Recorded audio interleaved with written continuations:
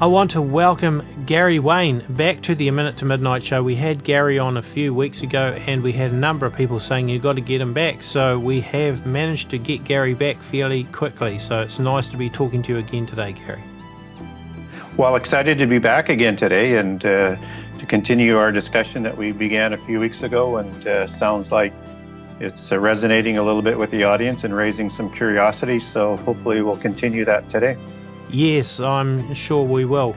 And we were just talking off air how we've both struggled with being banned and blocked and things on Facebook and YouTube recently, and, you know, with censorship seeming to be happening a lot. In fact, we've actually opened up a forum now on our Minute to Midnight website, and we are posting all our shows there a day or two now before we post them on YouTube or anywhere else as a safeguard, because we're trying to make that our hub now rather than relying on social media and controlled, other outfits.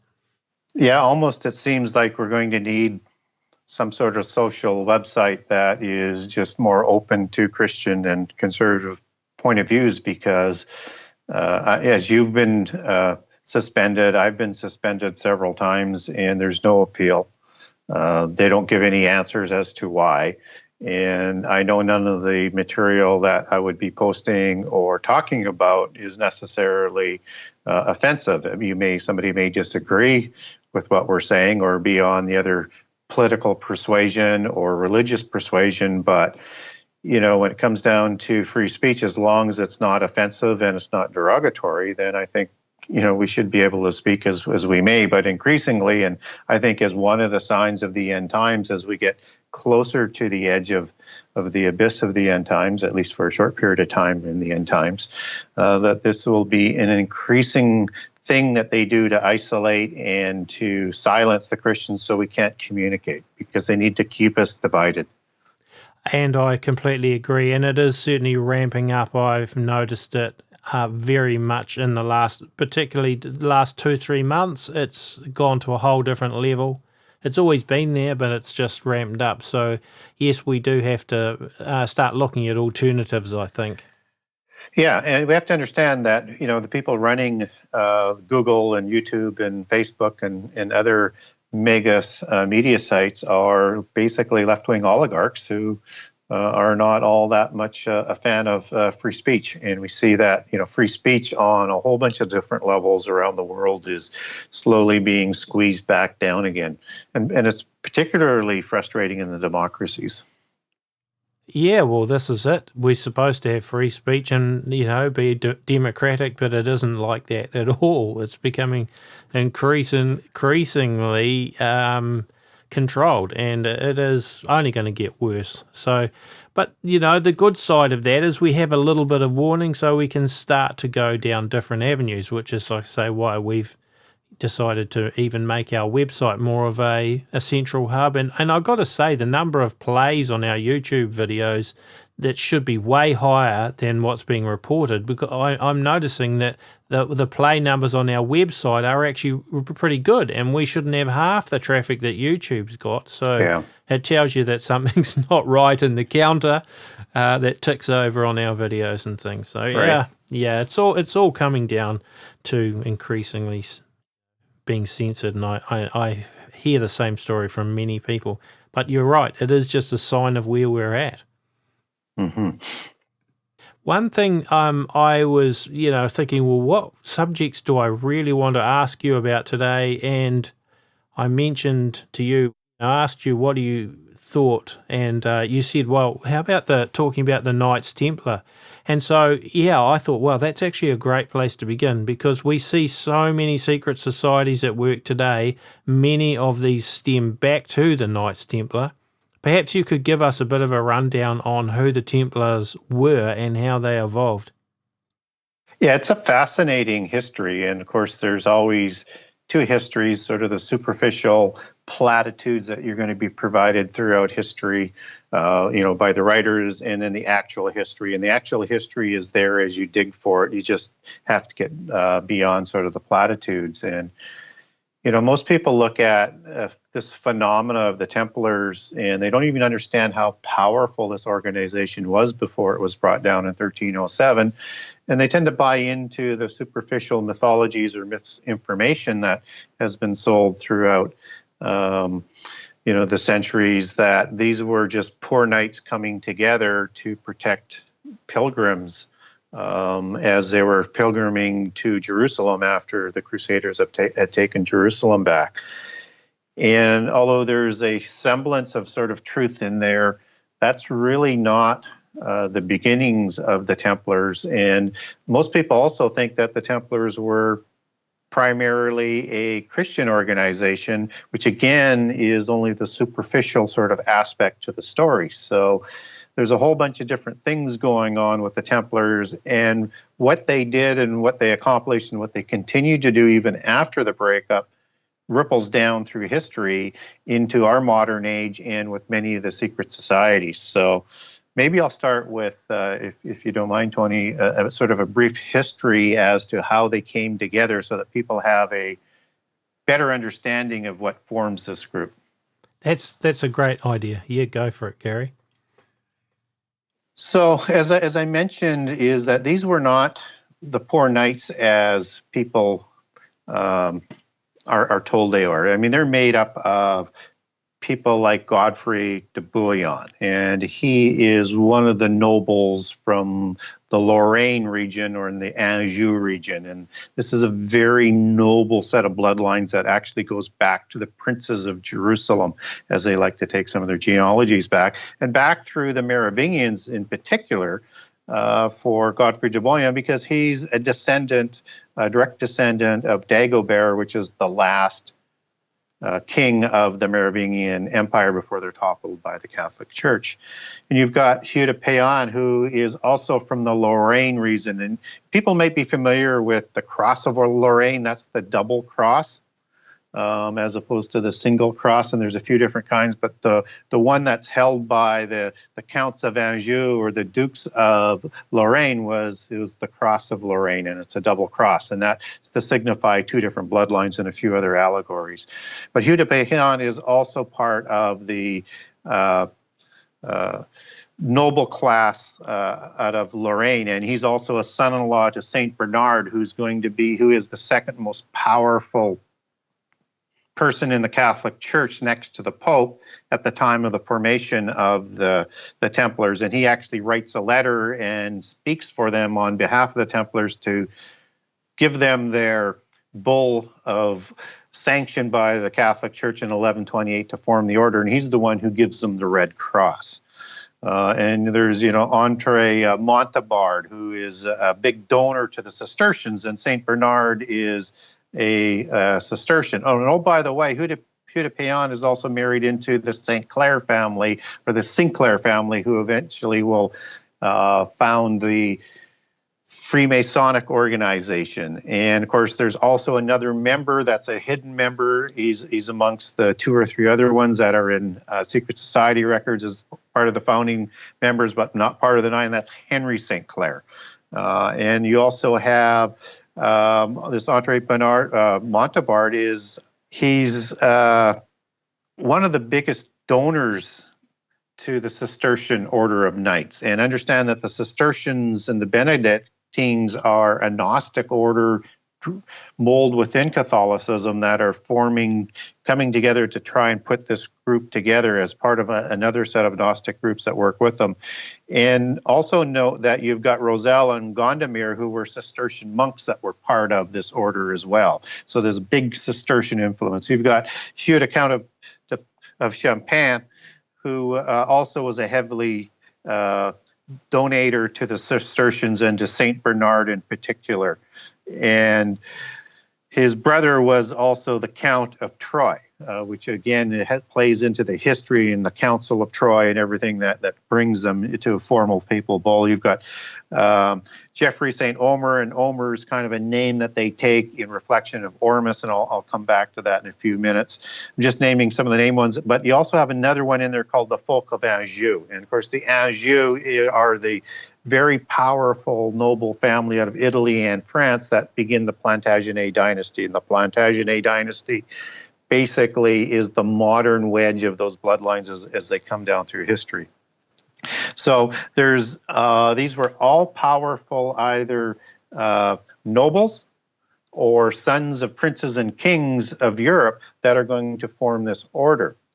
And from Masonic records, they also back this up. So Albert Mackey in the History of Freemasonry will say these are the royal bloodlines from the ancient Masons. So it's the ancient Mason organization that is going to join with others to put this order together. And they're going to join with some other interesting groups, and these would be known as the Essenes, which are part of the princes of Jerusalem as they escape out of Jerusalem in 70 CE. So there's this polytheist Gnostic organization that's part of the princes of Jerusalem and the nobles of Europe.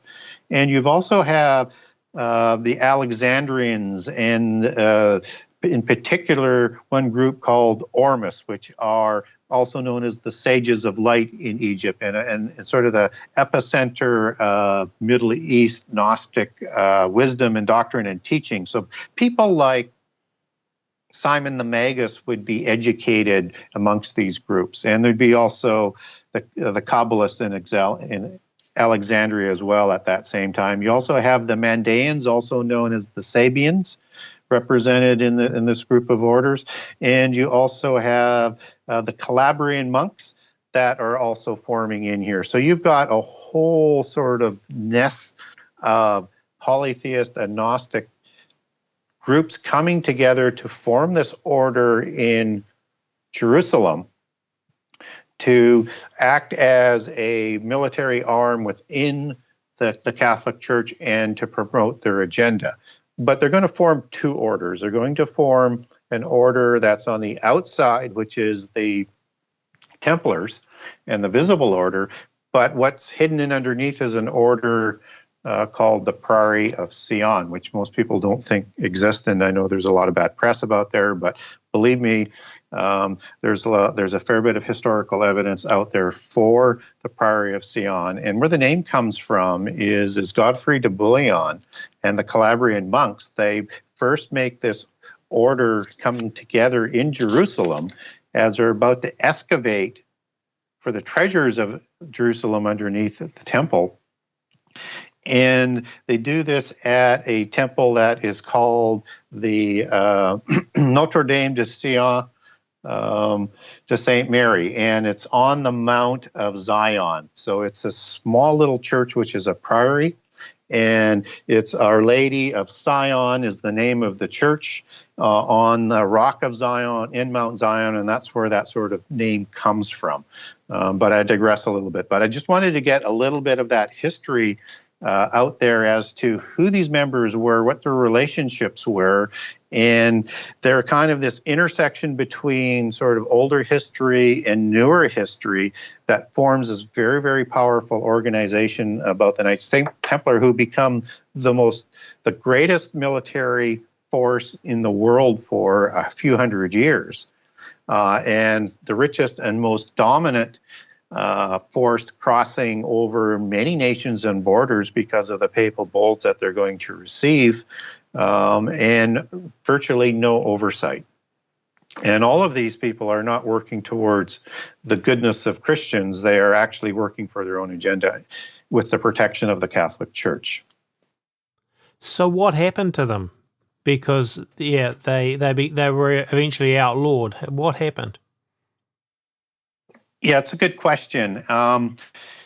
Over time, you have a number of things going. You also even have a split within the group. And in 1188, you have this inside group called the Priory of Sion, splitting away at a ceremony called the Cutting of the Elms in 1188. This is the beginning of some of the other secret societies that are going to spin off of the Templars, and they don't even come to the protection of the Templars in 1307 when they're disbanded. So basically, you've got a French king in place who is very, very jealous of how powerful they are. And of course, they're centered in Paris, right? The Templars are. And he's jealous of how rich they are, and he needs money. And he also has influence to the point of being able to tell the Pope of that time what he wants done. And so he brings in the Vatican to help overthrow the Templars on Friday the 13th, 1307. And they're after the wealth, as well as they're starting to get concerned with some of the things that at least the Vatican is what the Templars are doing. So there's two basic reasons on there.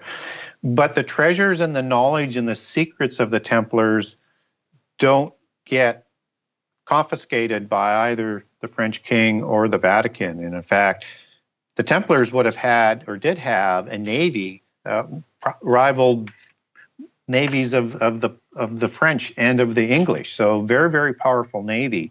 And that was taken away. The money, most of the money and the knowledge and the secrets were taken away on the ships and around the world and hidden. Concentrated heavily into Scotland, where many of the Templars escaped to, because at that time, King Robert the Bruce, who had just killed his rival in a Catholic church, was excommunicated. And so he was providing protection for the Knights Templar because of this. And these Templar Knights and Adepts, because they're all at the higher level of the mystical religions, they're going to come under the protection of also the Sinclair family, which is also homed in Scotland, and they're going to form a new secret society, not called the Templars anymore, even though they still have rituals and degrees and things that honor the Templars, called the KTs, for example. But it's the Sinclair family who's going to start Freemasonry almost immediately right after the Templars escape to Scotland. Now, some of the other Templars will go to other sister organizations like the Knights of Malta, which is, kind of another show in itself, or the Teutonic Knights, or the Order of the Holy Sepulchre, or the Order of St. Jacques, which is, Jacques James, Order St. James, if you know the connections between James and Jacques there. And all of these orders were sort of created in around the same sort of period, and they were all Gnostic orders. So that's what happens to the Templars. And then what happens after that is these organizations and these people, they actually need to replace what the Templars were doing for them. Even though they went astray, even though they went away from the agenda, they're going to want to replace these organizations, only they're going to decentralize it a little bit more. So the first order to crop up would be sort of the Rosicrucian order again, taking sort of the imagery of the Red Cross order of the Templars, which goes back into history as the ancient Red Cross order. But the Rosicrucians form, and they're going to be very, very much part of working to put Gnostic orientated kings and bloodlines back on the thrones of Europe, because they've been pushed back, and they form an order called Ordo Draconis as one of their first major sort of events. And interesting people like Vlad the Impaler, and who Dracula is based on, was also part of this organization as well. And they were also trying to sort of ignite the pursuits of thought. So they really want to get science and that occultic knowledge going again. Other groups that are going to be formed afterwards, and the Rosicrucians are the primary ones, and they're going to remain one of the higher groups in all of the secret societies, because this is made up of the purebloods. And so the purebloods are going to dominate about half of that secret society from the top half, and the lower half will be less purebloods and, let's say, up-and-comers from around the world that would have particular talents, and they're going to be intermarried with the purebloods as the generations would progress. But you need to replace the banking arm of the Templars, because again, people forget that the Templars were the first modern banks. They created credit, they created checks, they created so many different things that we know as modern banking today with reasonable interest rates as opposed to what some of the money changers did. So this needed to be replaced because it also funds the operations of the agendas and makes the purebloods extraordinarily wealthy, and they would also fund wars, and they used to loan to the king. So they need to replace the banking arm, and that's replaced with the Rothschilds. And that's the Bauer family out of Germany that changes their name to the Rothschilds in 1812 when they open up the London Bank. So that's the arm that is going to now work to fund the agenda and fund and to fund the purebloods and the wealthy to keep them sort of filthy rich. You also need Freemasonry, which is going to be recreated, as I mentioned, under the Sinclair. So that's one of the more important organizations, and they're going to partner together to form the Royal Society. And the Royal Society is formed in 1660. So the Rosicrucians and the Freemasons will form that to control science. And then you're also going to have another group that's formed called the Illuminati. And then within the church, you're going to have another organization that they're going to fund and restart called the Jesuits. And so these are the main groups that are formed, and most of the other groups are going to intersect with them as you go up the pyramid. And some of the more important groups, like, let's say, the Club of Rome, will report directly to the Rosicrucians. So the Freemasons are created mostly to affect politics, and affect the military, which they do. They take on more of the media under their wing as you get into more of the modern time. And it's a preparatory organization to bring young money and purebloods of lesser purebloods into the organization to bring into the occult. The purebloods are educated within the families right from the beginning, so they don't need to go through this process. They're right from childhood, they're initiated. You know, the Rosicrucians, they're there to sort of oversee these other organizations to make sure that the religion and the history continues. So they're really going to be the ones that are going to affect literature and entertainment, and we see, a lot of that in Hollywood today, or with Walt Disney, or with William Shakespeare. As we go back into the history to give you an idea that they're controlling and shaping the world with these imageries in literature, and they're there to keep the history going and the genealogies going, and to help develop the sciences, because what they're all about is a knowledge-based cult, and they want, and I'll explain that maybe in a few minutes about what they want to do with the science, but also understand that this is the group and this is the religion called Gnostics that form a later religion called Theosophy that is designed to bridge the gap between science and religion. And it's essentially the Gnostic religion, and it's essentially the Gnostic religion of the end time, or Babylon, that they're trying to bring about, just as Francis Bacon, who is a Rosicrucian, inspirational founder to the Royal Society, writes about, with this harmonious sort of conversion of science and religion, but it's this polytheist religion.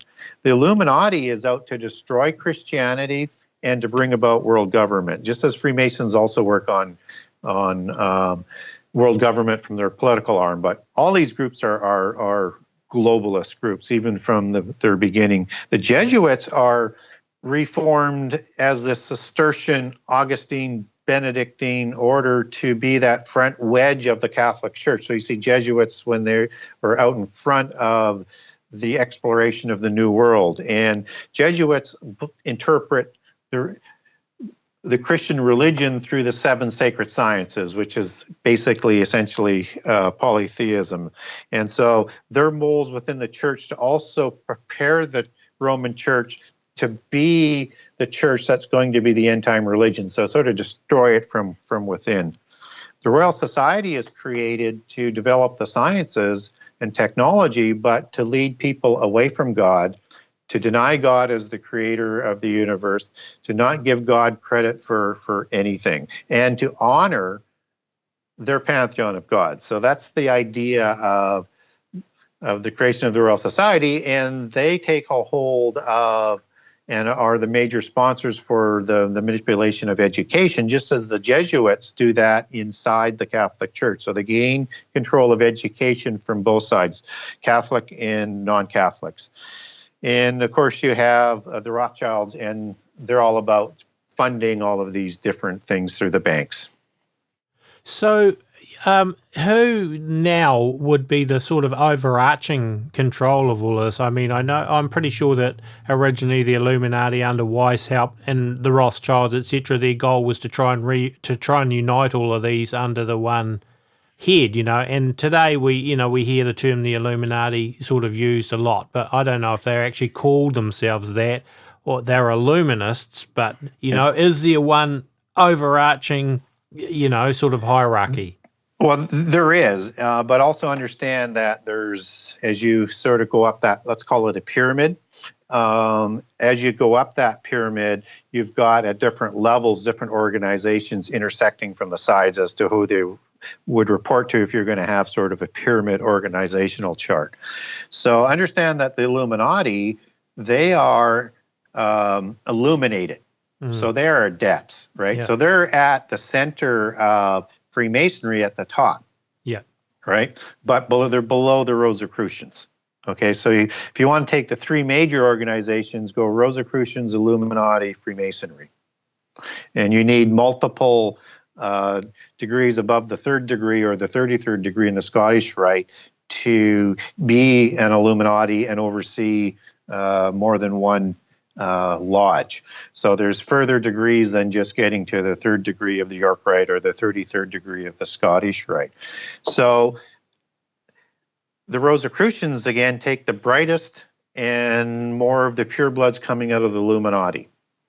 But at the top of the Rosicrucians, you have the purebloods, and who they're going to report to, from what most people will say from a consensus, and I would agree with this, although there are some other different names and other different groups that people might throw in out there. But they would report to the Committee of 300. And the Committee of 300, again, is all about the purebloods and the families. And then above the Committee of 300, you have the Council of 33, and then you have the 13 families. Yeah.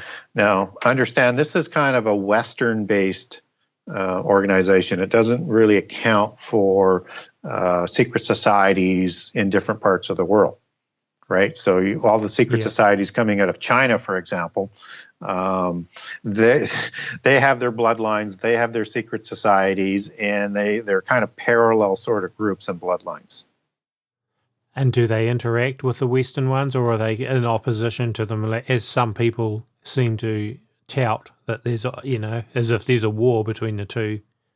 Well, no, they interact. They recognize that they have very similar organizations. No surprise there. They're doing the same goals. But when you have all of these different bloodlines, whether or not they're Western bloodlines, and most people like to say there's 13 Western bloodlines, there's also bloodlines around the world, and they're all sort of fighting for who's going to be the main dominant family. Yeah. Right. Even though, let's say with the Roja Guidestones, because they're known to be, if people don't know what that is, it's a set of stones that were mysteriously set up in Georgia that sort of puts out Rosicrucian doctrine, and they want to limit the world to 500 million people. But these are all people of the bloodlines or the DNA that can be verified, that go back to the Nephilim and the fallen angels. They don't really want humans around. So even within that, there's going to be a hierarchy, and there's always that power struggle. So they don't always work in sort of this monolithic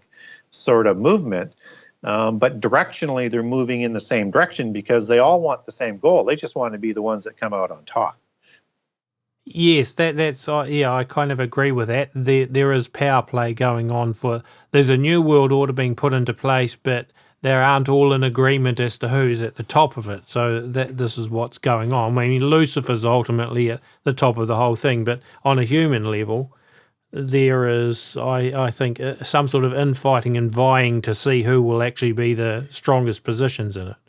Well, and they're vying for not only a family that's going to be sort of the royal family of the world, but who is going to, out of their bloodline, present Antichrist. Yeah. And so in the West, they like to talk about they've got 3 Antichrist figures ready to go all the time. They'll accept the ordained period if they have to, but they would love to bring about the end time and this rendezvous and this showdown with God beforehand. So they're always ready to go. That's why the spirit of the Antichrist is always at work. Yeah. But you also have to remember that prophecy tells us that there are going to be many false prophets and many false Christs in the end time. So I think we're going to see, as we get closer to the end time, more Antichrist type figures sort of vying to come out on top. But ultimately, there's only going to be one in the end. So we're going to see sort of, if it's from the East, for example, people who are going to be claiming to be Lord Maitreya or the new Buddha, or you're going to have the Mahdi out of Islam, out of the Shia group, as I recall, where the Mahdi is supposed to come from, and you're going to have other people, presenting themselves with their pedigrees and, causing trouble to try and take over the world as we approach the end time. But not until the 3.5-year point do we really understand who the end time Antichrist is when he's actually crowned with the King of Jerusalem title in the temple and sets up the abomination. And the reason why I present the King of Jerusalem title is that's, at least from one of the factions' power play, is that they believe that they have the rights that were given to Joshua at the time of the Exodus from Joshua, which was awarding Jerusalem to the Benjamites in the Bible. And so when we look at a scion of bloodlines coming together with the group that I was talking about and coming through Godfrey de Bouillon, and you understand that through the Merovingians, they believe that they have Benjamite bloodlines from King Saul as through some various groups.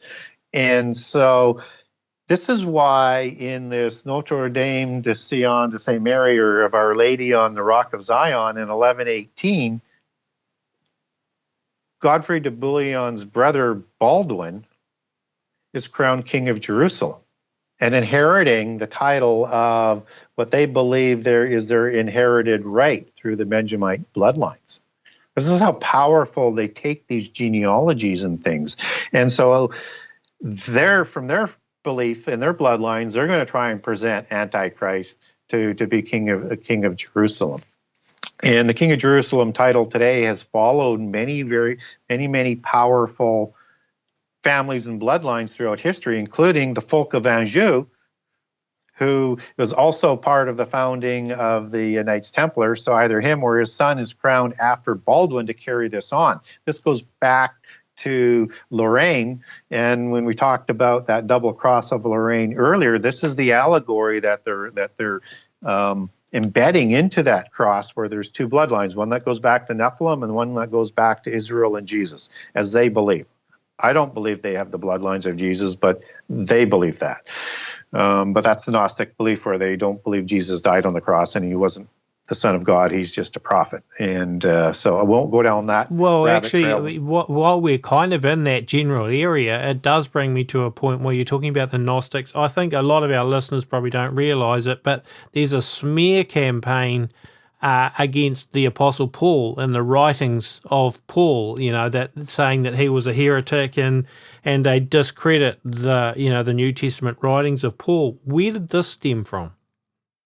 Well, this stems from, again, the same Gnostic groups. So if we take a step back and understand what's going on with many groups around the time of Jesus, you have the Mandaeans and the Sabaeans, the Johannite brothers. You have the Manichaeans and all of these different sort of Gnostic groups, which Simon the Magus is also part of at the time of Jesus. And then after Jesus is crucified, you have two groups that are rising up. You have the groups that want to graft Jesus into their polytheist religion, which is the Gnostics, and you have the groups that are going to look at Jesus and say he is the Word sent from God, he is the Messiah, and those are the sort of the modern groups that become Christianity as we know today through the Catholic Church, but through Pauline teaches, because what the Gnostics will say is Paul is the heretic.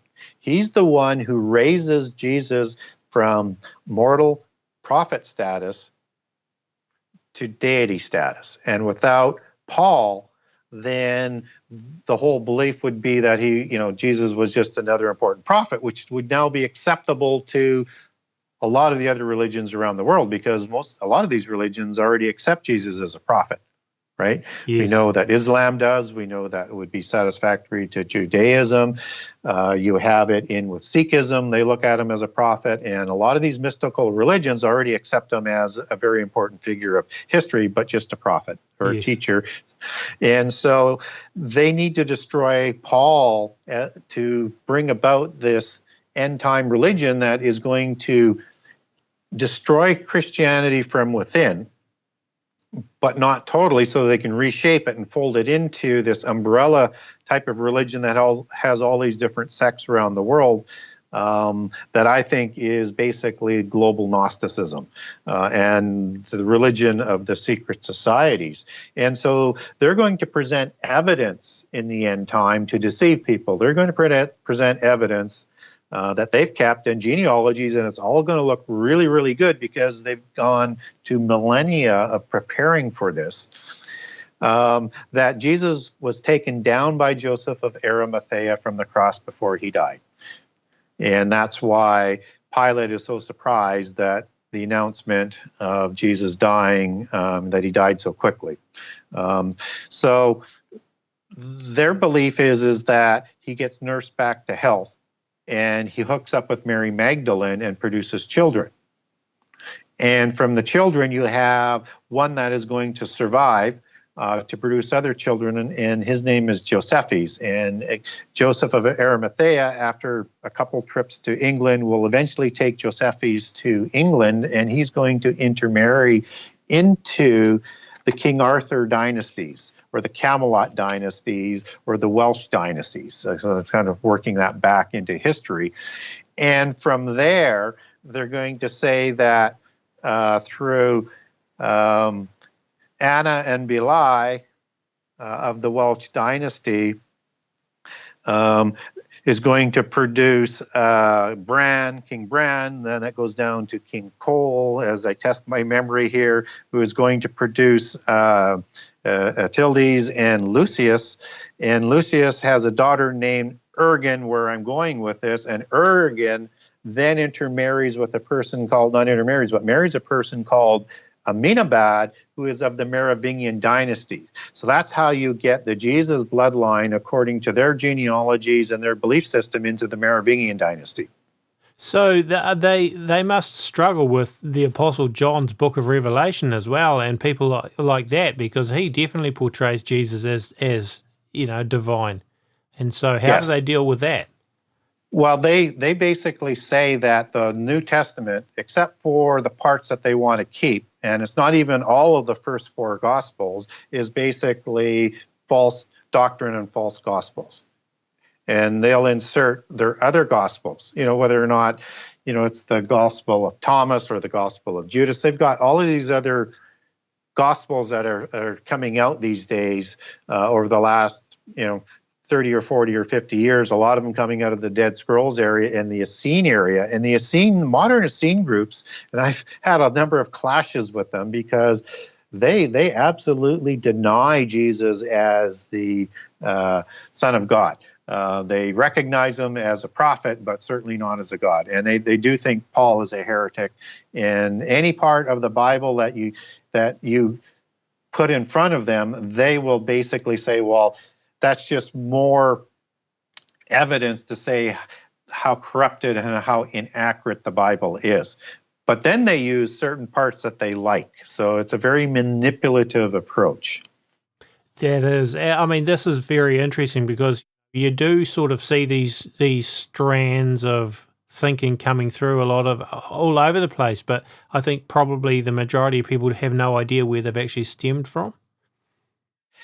No, they wouldn't. They wouldn't. And a lot of the things, and I've read most of the Gnostic Gospels, a lot of them sound good and on the surface they're good, but the deeper you read into it, you realize you're dealing with, very much a polytheist religion. So, and, even with the Dead Sea Scroll documents, you're going to find parchments from Isaiah and other parts of the Bible. It's not that they didn't read the Bible. It's just how they read it and how they applied it. And the Essenes were, a group that most people don't know a lot about. And in fact, a lot of them will draft Jesus into the Essene movement, which is part of the deception that they want, because he's from Nazareth or he's a Nazarene. But believe me, their understanding of what the word Nazarene is and what our understanding of the word Nazarene is are two different things. I mean, just because you're from Nazareth doesn't mean you're a Nazarene. But where Nazarene comes from is a polytheist understanding, and it's in Aramaic, it's Natsar, meaning to guard or to watch. And these are the guardians of the sciences, right? So this is a title that is used for their adepts within the Essene movement. And the Essene movement worshipped fallen angels. They would not give up the names of the angels that they worshipped, even on to death. This was a completely rogue movement that worked closely with these other Gnostic organizations and Kabbalists in the Judean region of that time and before. And their belief is that the original religion that comes out of Egypt by Moses is not the monotheist religion. It is the religion of Heliopolis that is contaminated, and the Essenes, who take their religion back to Heliopolis and the Great White Brotherhood, believe that they have the true religion. That's the polytheist religion, and that the monotheist religion is a perverted form of the true religion of Moses. Well, that's fascinating stuff. How do we arrive at Mother Earth and Gaia? Because these sort of goddess worship groups are becoming more and more vocal and more prevalent today. And, the terms like Mother Earth, where did these come from and how do they fit? Well, when we talk about polytheism, and understand that all the pantheons around the world, right from the beginning of prehistory, are essentially the same pantheon of gods. They just have different vernacular names. So that let's say Osiris would be the same as Zeus in the Greek mythology, or Adonis or Adone, as they like to call him in the Gnostic side, would be another equivalent, or Baal. So when we talk about polytheist religion, it's a dualist religion in two aspects. The first aspect is it believes in good and evil, yin and yang, that are equal. So in this belief system, the head god below the universal life force is the same level of authority and power as one other god. So one is a good god, one is an evil god. So in polytheism, you would have a Halel or Lucifer type of being, or Satan type of being who they believe in, and then there would be an evil god that they would call him, who caused the flood. So one looks after humanity, one oppresses humanity. So it's an inverted sort of understanding as you go down the rabbit hole into polytheism. The other dualistic nature is you have a female and male duality. And so when you have Gaia or Sophia or Ishtar or Astaroth or Astarte, any one of the mother goddesses at the top of the pantheon, because these are goddesses that are at the top of the pantheon, they are sort of that female aspect of the duality, even though you've got male and female as you go down the pantheon as well, but you're referring to the upper echelon. typically, these are the ones that will start bloodlines that go back in polytheism for the creation of the giants. So Gaia would be the mother goddess that is the one who creates the Titans through either Kronos or other gods in other Greek legends. So does that make some sense what I'm talking about? Yes, it does, yes. And yeah, like I say, it's really sort of become so prevalent today where, you know, everywhere you hear Mother Earth referred to, and people just think of it as innocent. You know, they don't really think back into what it actually means. Where does the whole terminology for Mother Earth come from? Yeah, and in all of the religions, you know, except for the sort of monotheist religions, you have human females that are being used to produce these giants. But in polytheism, you have these gods who have the ability, this is their belief system, not mine. They have the ability to take any form that they want. I can make a case for that in the Bible, but this other part is strictly out of polytheism. So, but understand what they believe is that they believe they could mate between themselves as well as with humans. And so that's how they create this lower duality of gods. And so you have two levels of titans in Greek mythology. You have, and then you have the same thing that comes up, let's say, in Sumerian mythology with the Anunnaki of heaven and the Anunnaki of earth. And so you have these two different levels of gods. And in the Greek mythology, which most people are more familiar with, you have this upper echelon of gods that produces these gods on Mount Olympus, which would be that lower set of gods that would then go and procreate with human females to produce titans like the Hercules, right? So they have a little bit different sort of order in there, but at the end, you still get a god mating with a human female to create the Nephilim. That's there's certainly a lot of food for thought in there. I know, you know, sort of time is kind of getting on fair bit, but one of the things that has struck to my mind as we're talking about this is how this all works in the United States, for example, with the American dollar and the symbolism on the American dollar. Who ultimately is behind that and why?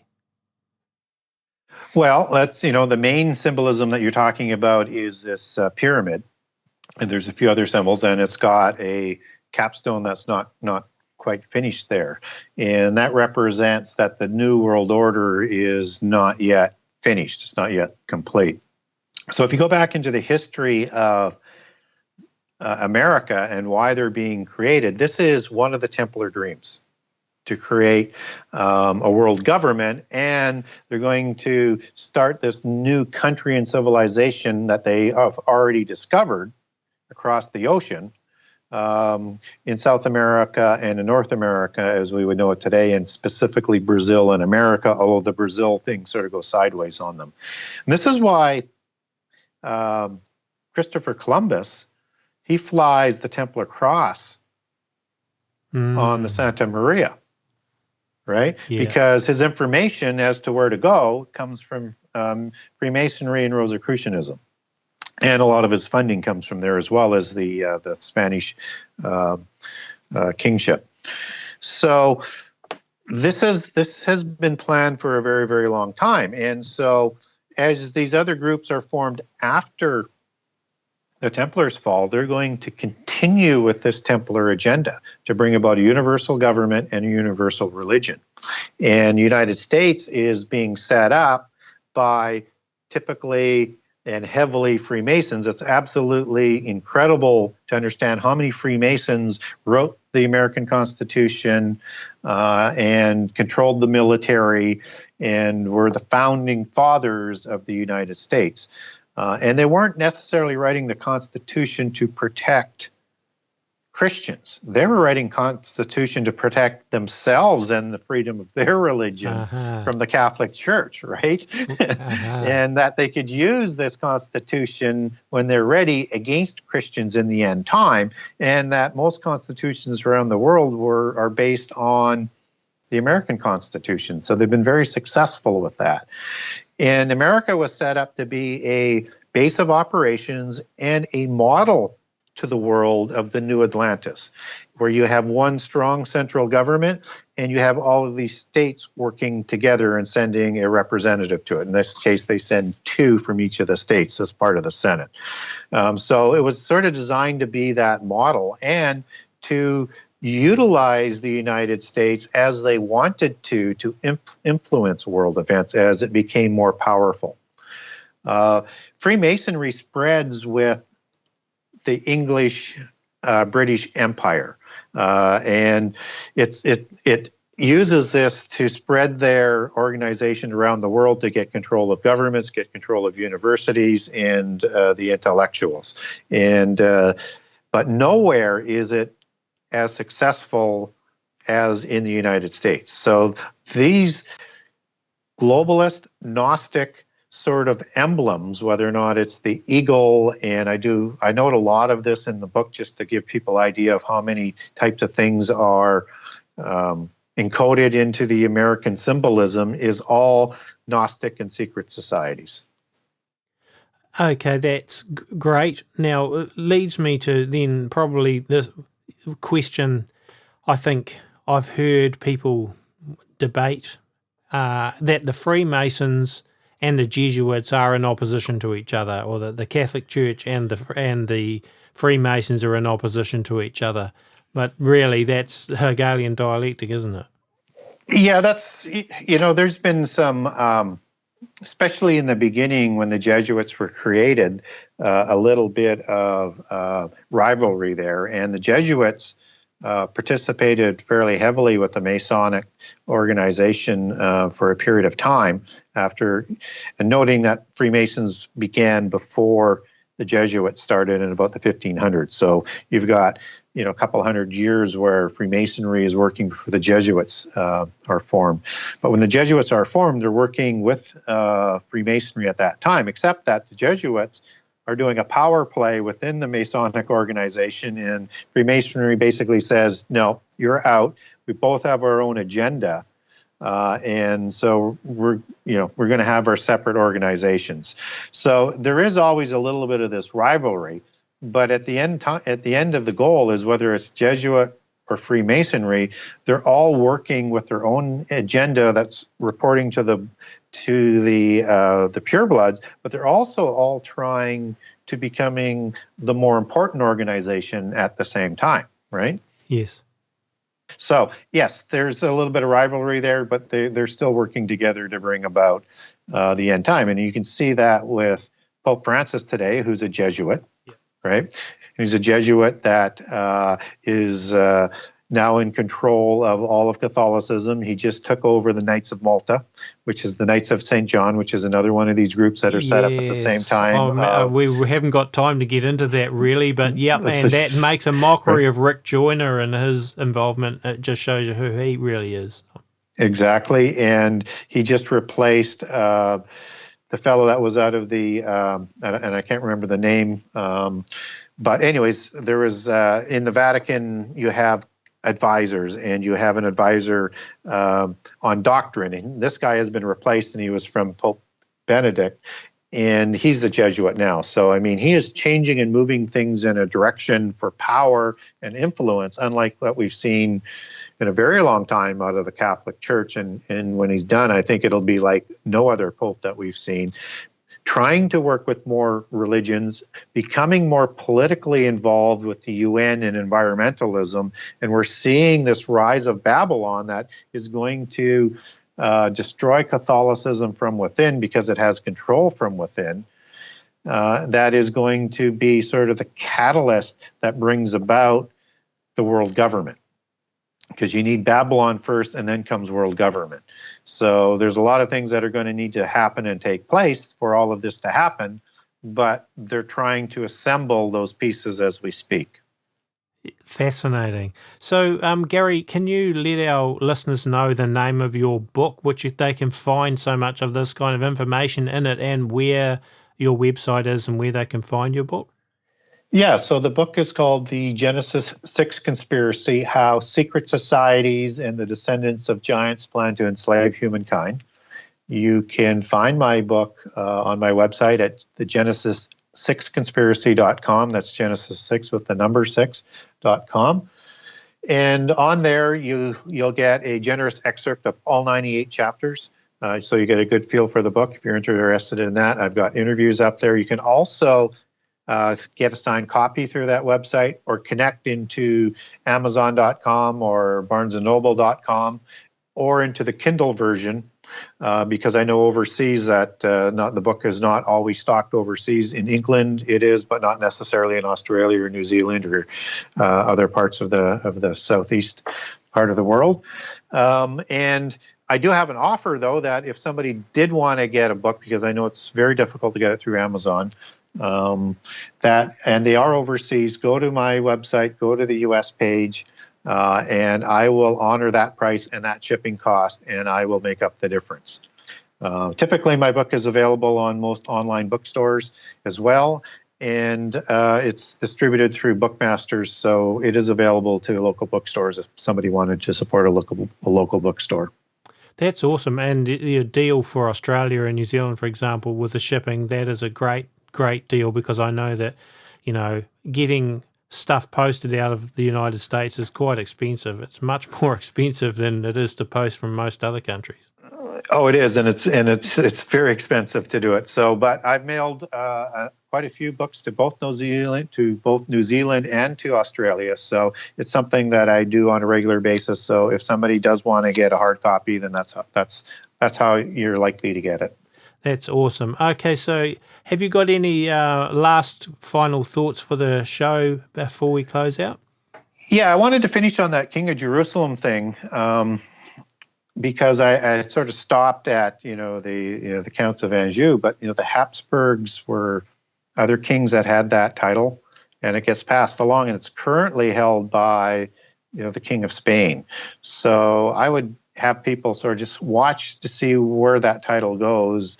It may be an indication, but also we shouldn't be caught into trying to identify who Antichrist is, because there are going to be many, and we do know the deceptions are going to be large.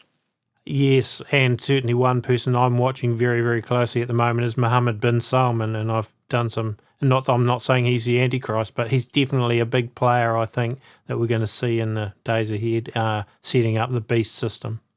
Yes, I agree with that as well. Well, thank you, Gary. This has been another fascinating interview. Probably one of the ones that I want to listen to a couple of times to get my head around some of it, and I'm sure it'll be the same for our listeners, but absolutely brilliant. So thank you for being on the Minute to Midnight show again. Well, thank you for having me, and invite me back anytime. Yeah, that sounds like a good plan.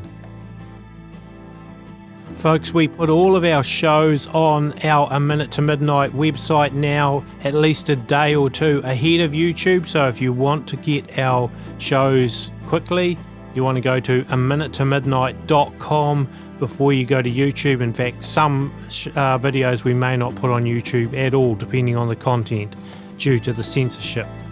A Minute to Midnight is run entirely by donations. We do really appreciate the people that support us and help us out. We couldn't do this without your help.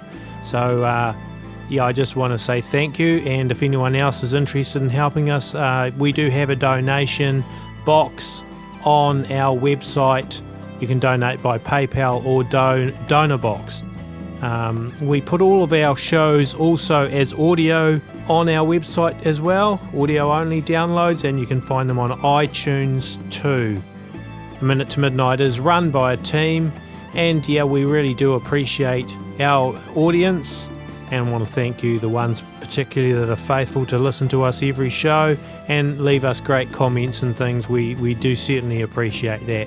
I write, play and record all the music in our shows as well, and you can find some music on aminutemidnight.com. Well, that's it, folks. This is Tony signing off until the next episode. Have a great week.